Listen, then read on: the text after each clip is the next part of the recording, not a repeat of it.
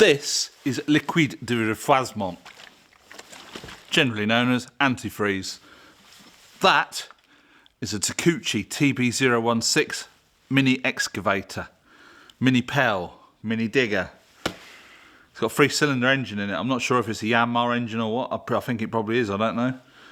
We're going to stick some antifreeze in it today. I think it's just plain water in there. Anyway, we've got some antifreeze. We're going to do the digger. The digger, we're likely to use that over the winter, so it's going to be sat outside. I'm not going to be worrying too much about the servicing side of things on the digger. We just want to get it so that when the temperature drops, we're not going to have the same problem that Sam had. If you remember on Sam's motor machine, he's forgot to put antifreeze in his Cummins Defender. He popped all the core plugs out. We don't want to do that on this mini digger because that engine is a right twat to get to. Bit of trivia for you on the old Cummins engine. A popular repowering of the Routemaster double-decker bus was done by the 5.9 Cummins. So same engine that Sam's got in his Defender. How do I know this? Tina's Uncle Dave has got a Routemaster. If you know anything about the history of Routemaster buses, they're a bit weird. He was telling me that he came out to stay with us for a few days, and he was giving me a bit of history on the old Routemaster. They had a couple of different engines. They had a Leyland engine and I think it was an AEC engine or something. But the buses never kept the... After so many miles, they'd go in to the workshop for refurbishment. So they would strip them right down, and the engines and gearboxes would come out. Those same engines and gearboxes never went back into the same bus. So you could have driven your Routemaster into the garage with a AEC engine, and you could have driven it out with a Leyland engine. Obviously, old technology, not very good for today's climates. So yeah, popular repowering is the old 5.9 Cummins engine. I didn't know that. But there you go. I can't remember what gearbox he said it had, but he seems quite happy with it. I digress. Anyway, we're winterising vehicles on the farm today. Yeah, so I've got about 9 litres. I'm just going to put some antifreeze in the digger, and then we're going to get the tractor in here. The tractor we are putting to bed for the winter. We're going to grease it all up, address the paintwork, give it a good polish so that we're putting it to bed with a nice coat of polish on the paintwork. The four-wheel drive, two-wheel drive lever's seized up. I think it's just the lever, so I'm going to get underneath, see if I can free that off, and put antifreeze in the tractor as well. I do need to get a radiator cap for that because that's all fallen apart. But for the time being, we'll just stick some of this in it because it needs it. I think over this weekend we're dropping below 0, so normally it doesn't really affect it too much. And now it's just started raining, so it adds all to the excitement. So I might not be showing you too much on the digger. Anyway, I'm going to crack on. If the rain doesn't get too bad, I'll take the camera out. So all I've done is I've just pulled the bottom hose off the radiator. It's quite easy to get to. I'm just going to let that drain out now. It's going to be awkward getting antifreeze back in because the radiator cap is tucked underneath the back of the digger. So I'm going to have to get a long funnel and possibly a bit of help from the Hobbit. But yeah, I'll let it drain out, put the bottom hose back on, and we'll try and fill it up.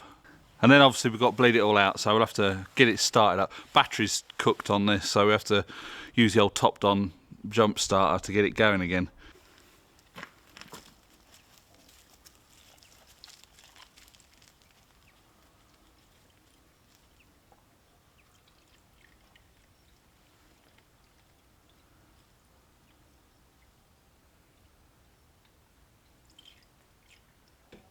Once or twice. Give it a whirl, see if it'll start.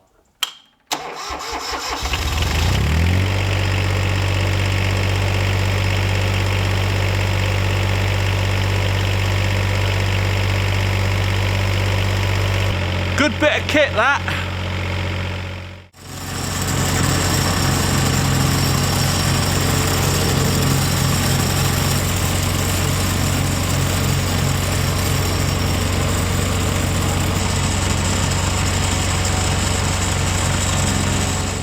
I've dropped the water out of the tractor. took the bottom hose off. A little bit awkward on this.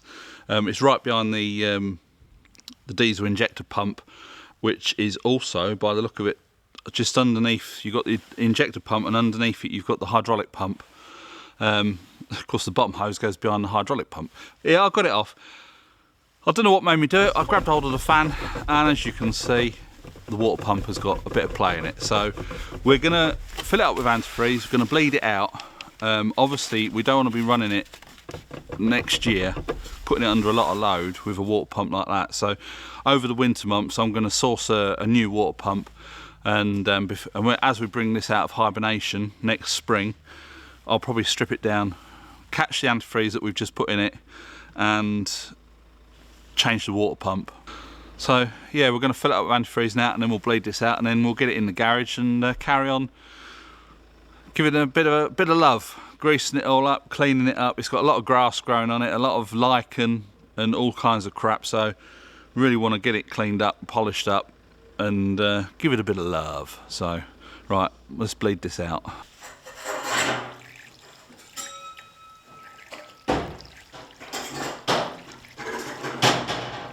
It's going to take at least this 2 litres, isn't it? Oh yeah, without a doubt. Okay. Right, I shall start it up. You're not putting the lid on? No, Cap on? leave it open while it's bleeding out. I'll stick this back in there for now.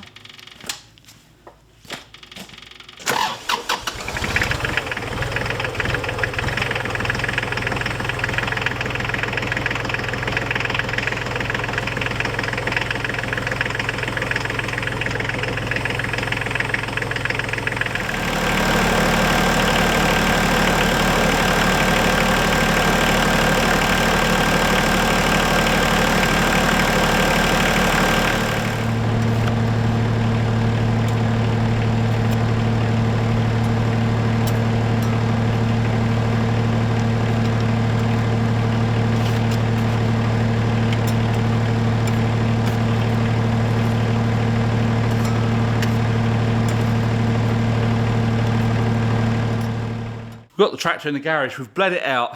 I think the thermostat opened and it's circled round. New water pump for this, €125, so I'll get that over the winter. You can hear it rumbling, and there is play in that fan, so in the spring, before we start using this with vengeance, obviously we've got the rotivating up the garden ready for planting, and obviously the mower, that's how we cut the grass. I shall take the bonnet off, radiator out, water pump out, replace the water pump and put it all back together. Hopefully that'll be a good job. I'm just getting underneath it now, greasing it all up. There's some grease nipples that my old grease gun wouldn't pump into, so hopefully this new grease gun I've got, it'll pump straight through it. And then the 4-wheel drive lever. This is obviously a 4-wheel drive tractor. It's stuck in 2-wheel drive. I don't very often need 4-wheel drive. With these sort of turf tyres, they're not turf tyres, they're like these industrial tyres, aren't they? I'm not sure what they're called. But sometimes you get one wheel spins, you just put your foot on the diff lock, locks both the wheels, and it just digs itself out. I have on occasion had to use a 4-wheel drive, but it's on the tractor, so it wants to be serviceable. So I'm not quite sure how the lever arrangement is at the top. There's just a rod which goes down to the gearbox.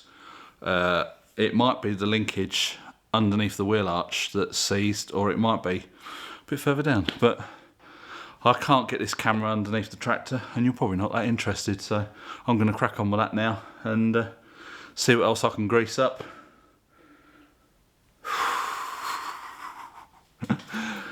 It is polishing up quite. I've just tried a little bit of polish on the front of the bonnet, a little bit of the wheel arch, and one of the wings.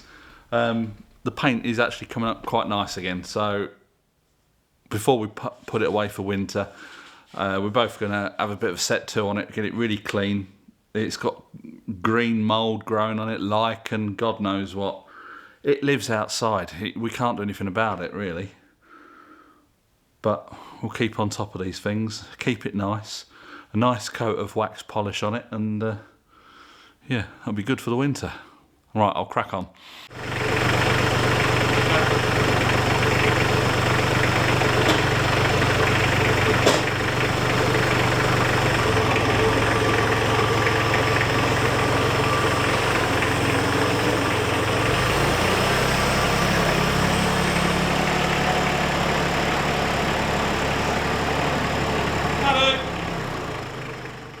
That's it. We're all winterised. I've got some more little jobs to do on it. Well, probably tomorrow or whenever. Just grease up a couple more grease nipples. I've managed to free off the four-wheel drive lever. That's all working. It is quite stiff. I'll just keep working it as we're using it. I've sprayed it up with 3-in-1. Once I've freed it off, use some 3-in-1 oil on it just to keep it lubricated. PTO lever's nice and free. And that's about it. All steering's greased up and freezed up. I say we've got to get a water pump and a radiator cap for next year. So more items on the list. Anyway, hope you enjoyed this video. Please give it a big thumbs up, subscribe if you haven't already, and we'll catch you in the next one. Bye for now.